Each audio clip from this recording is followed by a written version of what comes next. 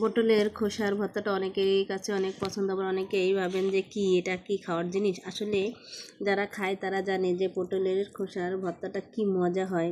আমার কাছে কিন্তু অনেক মজা লাগে। দেখুন পটলের খোসাটা শুধু লবণ দিয়ে পানিতে সিদ্ধ করে এখন শিলপাটায় বেটে নিচ্ছি। এটা মিক্সিতেও বাটা যায়, বাট আমার কাছে পাটায় বাটলেই বেশি মজা লাগে।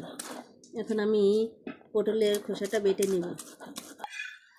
আমার পটলের খোসাটা বাটা হয়ে গিয়েছে, দেখুন কি সুন্দর সবুজ।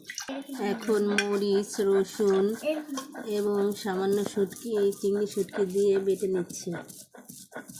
আমি এখানে চিংড়ি শুটকিটা অপশনাল, আপনারা চাইলেও দিতে পারেন, না চাইলে দেওয়া লাগবে না। অনেকে ধনেপাতা দিয়ে করে, আমি চিংড়ি শুটকি দিয়ে করলাম। এখন সব কিছু একসাথে মিশিয়ে নিচ্ছি। হয়ে গেল আমার মজার পটলের খোসার ভর্তা। লবণ দিচ্ছ? আমি আগে লবণ দিয়েছিলাম, একটু কম হয়েছে, এখন আরেকটু লবণ দেব। লবণ দিয়ে সব কিছু মাখাবো। এখানে রসুন, পেঁয়াজ, চিংড়ি শুটকি আর পটলের খোসা হয়ে গেল দারুণ মজার ভর্তা।